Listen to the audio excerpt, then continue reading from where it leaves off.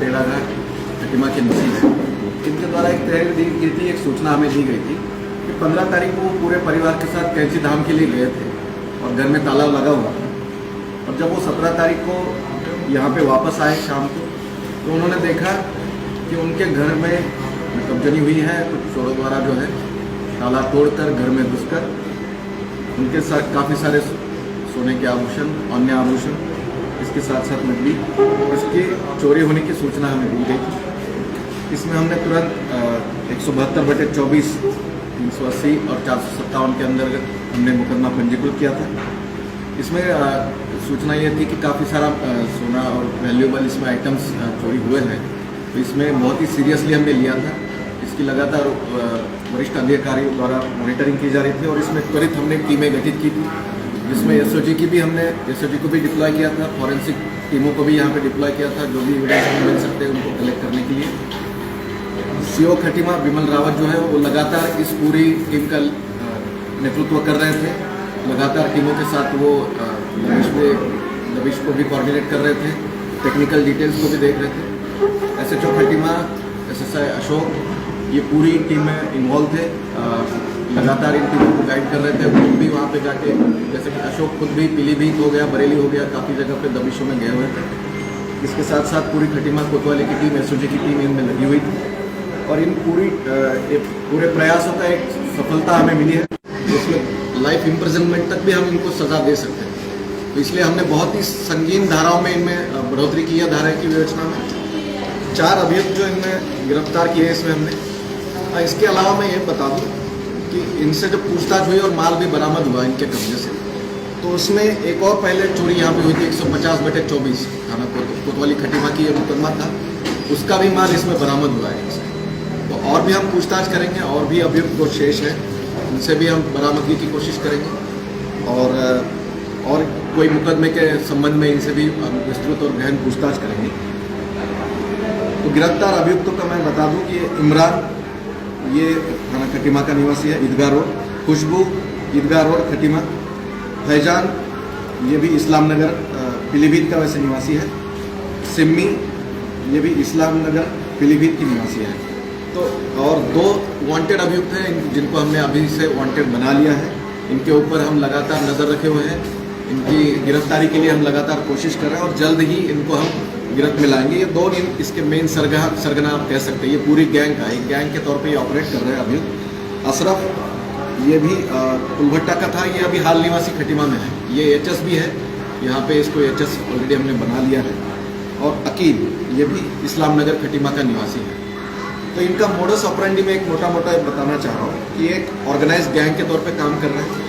अशरफ और अकील, इन पे काफ़ी सारे मुकदमे हैं, लगभग 20, 25 मुकदमे यूपी में और उत्तराखंड में, दोनों जगह पे इनके मेनली नकबजनी, चोरी, इस तरह के मुकदमे इन पे हैं। और इनके साथ जो है सिम्मी, जो हमने गिरफ्तार अभियुक्त है हमारी, ये अकील की वाइफ है, लेकिन इसने एक इंटरेस्टिंग पार्ट ये है कि इसने इसको डिवोर्स देके ये फैजान के साथ शादी इसने दिखाई है।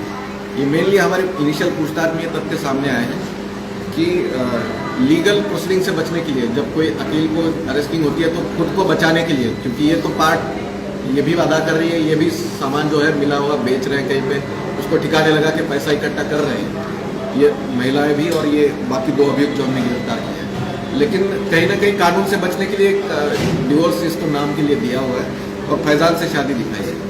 तो फैजान भी हमारी गिरफ्त में है। मेन जो अभी है अरेस्टेड अक्यूज्ड है, इनके द्वारा एक तो इमरान ने इनको स्कूटी दी थी, जो घटना में यूज़ हुई थी वो इमरान की स्कूटी है जो इन्होंने यूज़ की है और हमने बरामद भी की है। इसके अलावा हमने एक अपाचे भी बरामद की है, जो इन्होंने ये माल जो बेचा था उसके मतलब चोरी के संपत्ति से जो खरीदी हुई अपाचे है वो भी हमने बरामद की है इन लोगों से। तो इमरान द्वारा इनको स्कूटी प्रोवाइड की गई थी जो घटना में प्रयुक्त हुई है। इसके अलावा खुशबू, फैजान और सिम्मी और इमरान, ये लोग मिलके जो माल अशरफ और अकील चोरी करके ला रहे थे उनको बेचने का काम ये लोग कर रहे थे। तो इस तरह से ये घटना में सम्मिलित भी है। तो अशरफ और अकील ये मास्टरमाइंड है, दोनों द्वारा प्रॉपर ये रेकी करते थे। जो भी ऐसे मकान दिखते हैं जहाँ पे ताले लगे हुए हैं सुनसान जगह पे, या फिर जैसे भी कोई आबादी वाला भी क्षेत्र हो लेकिन जहाँ पे ताले लगे हुए हैं उसकी रेकी प्रॉपरली करके वो घटनाओं को अंजाम दे रहे थे। हमारी घटना में भी आप देखेंगे तो कैंची धाम जाने का वादी का कोई पहले से बहुत ज़्यादा डिसाइडेड नहीं था, वो उसी दिन चले गए थे। तो बहुत पहले से नहीं रेकी करी थी, लेकिन उस दिन रेकी के फुटेज में भी ये आए हैं, रेकी करते हुए ये लोग पाए गए हैं। तो बहुत ही शातिर तरीके से प्रॉपर रेकी करके ऐसे घर चिन्हित करके कि जहाँ पे ताला लगा हुआ है उनको चिन्हित करके फिर वहाँ पे नकबजनी को ये अंजाम दे रहे थे। और एक ऑर्गेनाइज गैंग के तौर पे फिर ये मतलब इनका डिस्ट्रीब्यूशन नेटवर्क अलग है। चोरी 2 लोग कर रहे हैं, फिर उसको सामान को इन 4 लोगों को हवाले करके बहुत ही शातिर तरीके से फिर ये उनको आगे बेच रहे हैं, फिर पैसा इकट्ठा करके फिर डिस्ट्रीब्यूशन ये लोग कर रहे हैं ताकि ये खुद को बचाने की कोशिश कर रहे हैं। लेकिन हम लगातार 2 मेन अभियुक्तों के भी गिरफ्तारी के लिए हम लगातार प्रयासरत हैं और मुझे विश्वास है कि हम जल्द ही इनको गिरफ्तार करेंगे। जो 4 अभियुक्त हमने गिरफ्तार किया है और 2 अभियुक्त जो वांटेड है, तो पहले तो इनकी अरेस्टिंग होगी।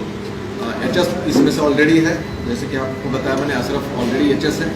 बाकी सभी अभियुक्तों को आपराधिक इतिहास भी डिटेल में खंगाला जाएगा।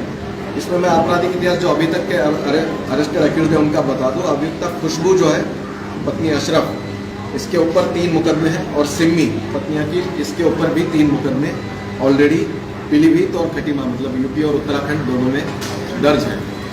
इसके अलावा और भी आपराधिक इतिहास इनका निकाला जाएगा, इमरान और फैजान का भी निकाला जाएगा। इसके अलावा अशरफ और अकील का ऑलरेडी हमारे पास है, इसमें और भी हम इनकी जानकारी करेंगे और इनके ऊपर डेफिनेटली हम गैंगस्टर की कार्रवाई भी करेंगे। गैंगस्टर की कार्रवाई करेंगे, संपत्ति का इनका चिन्हीकरण करेंगे, उसके जब्तीकरण के भी नियमानुसार कार्रवाई की जाएगी। आगे कोई फायदा नहीं है।